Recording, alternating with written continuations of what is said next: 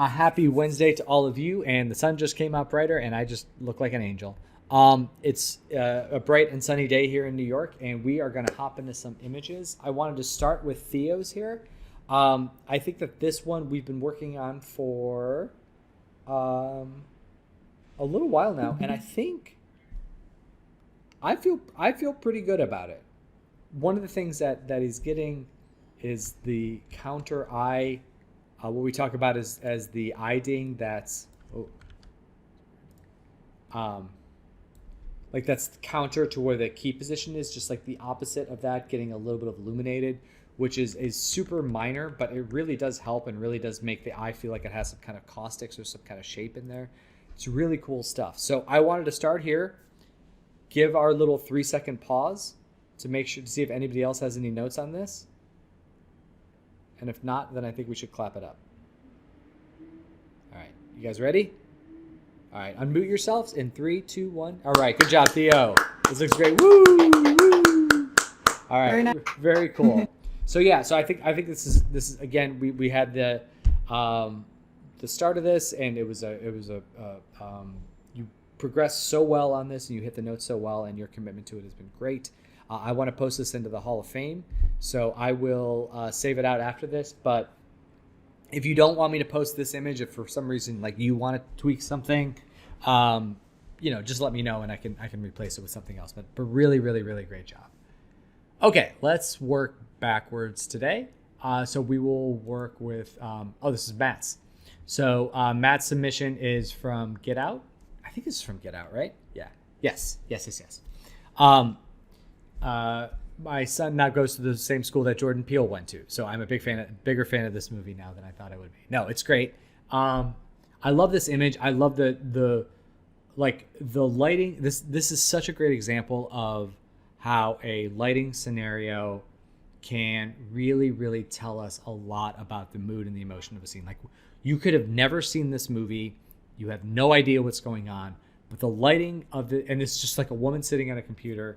Making honestly a pretty neutral face, but because of the way that the underlight is hitting her, we're getting look how many contours we're getting on her face, how many like little small shapes we're seeing, and how it just makes her feel more villainous. And then this combination of warmth and cool, and like there's some mystery skylight coming in behind her and like casting these shadows downward. Just really, really cool stuff. From Matt's vantage point, yeah, you're hitting all of the major tones of it. For sure. I think the two biggest ones. Number one is let me go ahead and pull this in. Let's get together. I think the cool color of our representation here, it's feeling a little bit green.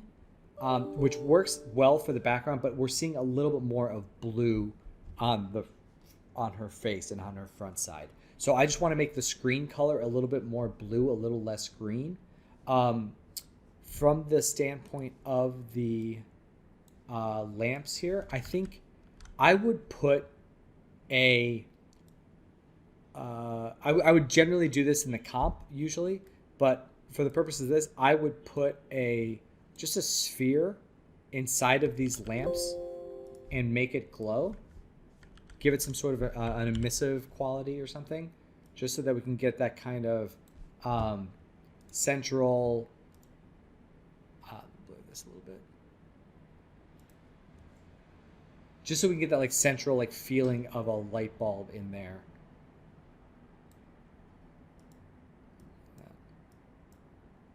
Like kind of that hot spot right there. And we can push that a little bit stronger if you wanted to, but just something like that on both of those. But other than that, perhaps toning down the warm light on the sides just a touch. But yeah, like the darkness on this laptop is great. All those colors look great. A little bit softer on the shadow there too. We're not really seeing that like hard line, but overall it's really, really, really great. And yeah, I would just make those minor tweaks, and then I would say you're good with this and ready to move on to the next one. But like really, really observant and really, really great job of transferring that into the scene itself. All right, Cora. I never thought I would be that, like, just putting a cowboy hat on this little ball man would make me so happy. I didn't know. I saw it and I just smiled so much. I was like, it's like the perfect size for him. It's really, really adorable. And because of that, you were able to get a lot of like the same visual representation on some of this stuff. And I think it's working really well. Obviously it doesn't have the shoulders here for the light to hit, but I think the only thing that I would change is just the amount of light that's hitting the front of the hat. Like this there's a little bit of light hitting here, but this one it's a lot. So I think the light might be positioned a little bit too far forward, and I would just tilt it back just a little bit. But everything else looks really good. Yeah. Okay. Yeah, I agree with the brightness. Yeah. The hat. I love the hat as well, but it makes him look too adorable. It's like I just like want to give him a hug. He's so cute. Yeah. And then do you see how I don't know if you have it back here, but like there's a little bit of rim light and on some of these like the fields back there, and maybe on the fence a little bit too. And it just helps us identify some of the shapes back there. It might be good just to get a little bit of rim light back here on some of the even these areas that are out of focus, just to get you a little bit on the objects there. But yeah, really, really good job. Okay, thanks. Yeah, no problem. Aaron, are you with us? I think I don't know. Yeah, sorry, okay. I'm here. No, you're good, buddy. Okay, so I wanted to A/B these with your updates with your originals. Let me just put those together real quick. So we've got the old. Let's start with this one. We've got the old. That's the old. Yeah, old on top, and then we'll go to the new. Talk to me. What updated? What you got? What would you work on? Oh, the atmospheric looks a lot better. Yeah, I think just like your notes about like the bounce light being, because like I said originally, I was just trying to fill the dome, like to kind of, because it just, I don't know why, that just made sense to me that would be the case. But like honestly, putting the bounce light under the stage, and Unreal must allow light to go through. If it's non-double-sided, it must allow light to go through the geometry. So I was able to like literally just put a spotlight under the set. Really? And yeah, and shine it right up through. Okay. And I have my attenuation going like 3/4 of the way up, so like you can definitely see. I think it's being brighter at the bottom and darker at the top, and it fills in that statue quite a bit differently than where we were at originally. I had messed with the shaders too on the statue. I didn't realize. I guess her clothes are blue to begin with. So okay. That's part of what we were seeing. That makes sense. I did change the ocean shader. Yeah. As well, but yeah. So like, I mean, she's still blue, but she's not as like aggressively reflective blue. Yeah, I'll buy that. And I kind of got the depth of field to work. It's feeling pretty good. Like I do wish that like some of this, like these trees that are kind of in the midground there, I wish they would fall a little bit out of focus too. But I can bring it up because best that I can see is I can't find an ability to be like, I want this to blur more. I can literally just move up the plane to be like right behind these railings. Yeah, I mean, I'll look into it more because those trees there are like right up against the railing. So I don't know how. I don't know how like if I can really get in between. I think it's weird too that lenses distort like in like a radial like kind of way. Yeah. And the defocus plane is flat. Oh, yeah. Which is very weird to me, like that it's also not curved like a lens curves. Yeah. So I thought that was a little strange. This is also kind of crazy too. This is something with the renderer. Do you see how like the edge of this just creates this like super saturated red bleed? Yeah, I might have something doing that. I can take a look. I wasn't saying that like it was a you thing. I think that was just the way it's calculating. That's I'll take a look. I might have something in there that I can reduce to get rid of like that. Yeah. That edge bleed. And then,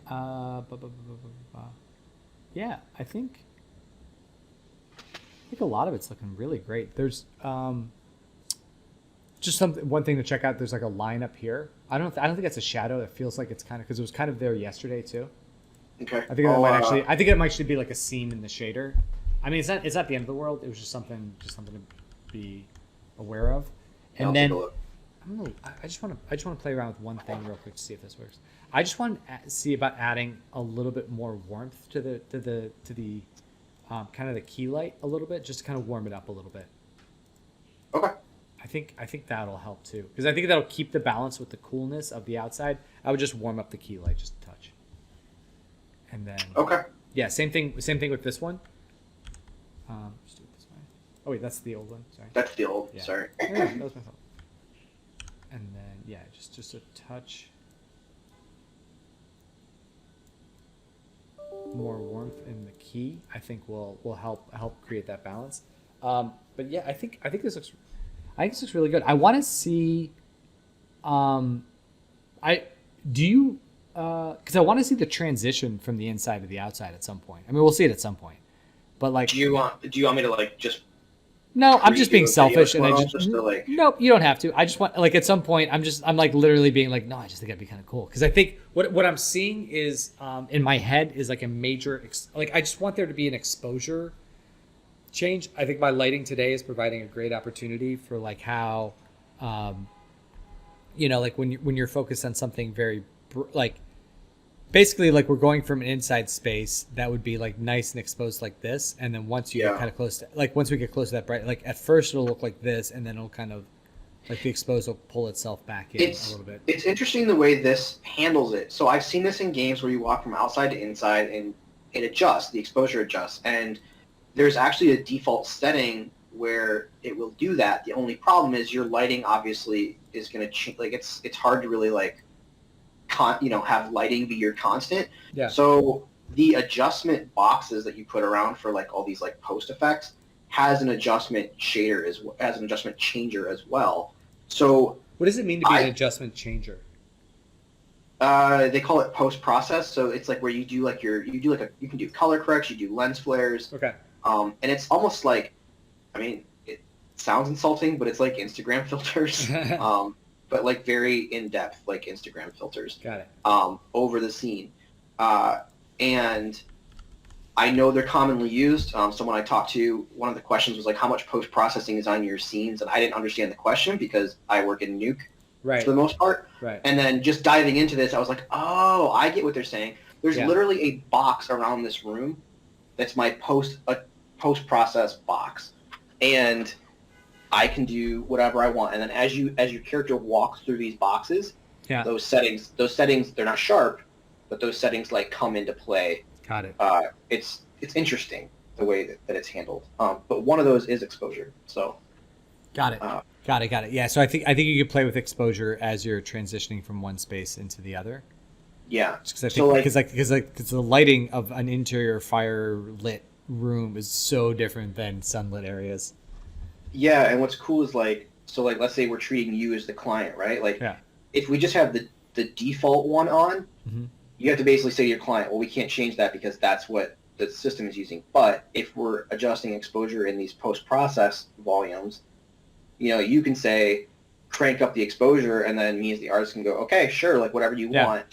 And we just go from there. It's kind of cool. That's cool. Yeah. So one little tweak that I just made is I think the windows up here could get a little brighter. Okay.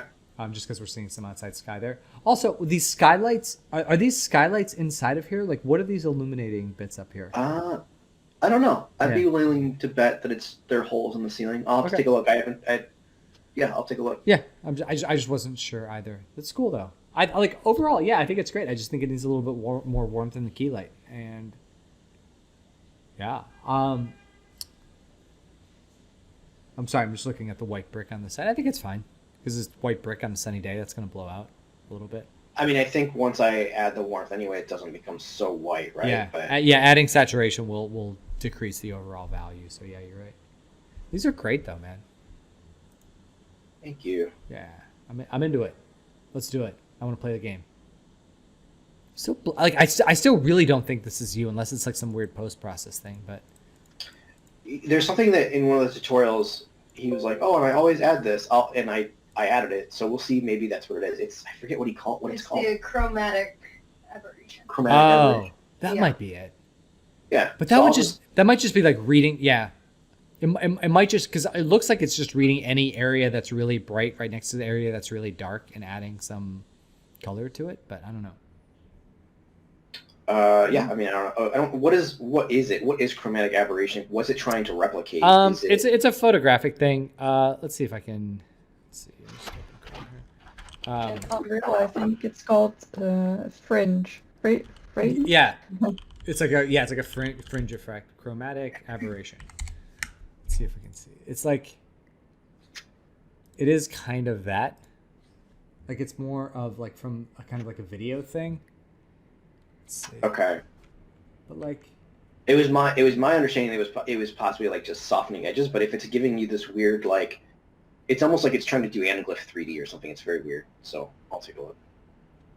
yeah, it's so fun. It's just it's all just like really funny to me because a lot of this is this might be a good example. Let's see.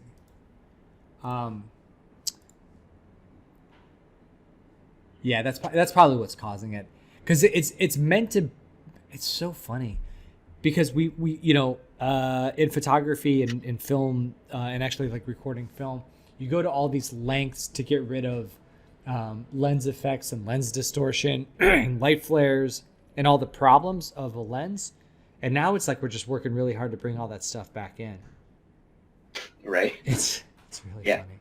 So I think that's probably what it is. It's probably just I don't know. For me it doesn't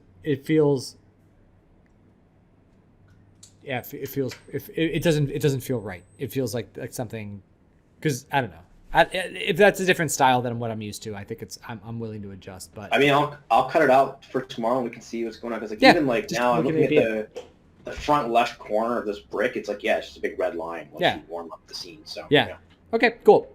We'll take a look tomorrow and we'll compare and contrast from today's version. So cool. All right, cool. I think that's it. Did I miss anybody? I think that's everything. Yeah, it's an easy today. All right, cool guys. We'll keep it going, and I will see you all tomorrow. Enjoy the rest of your day. All right, be good. Happy lighting, everybody.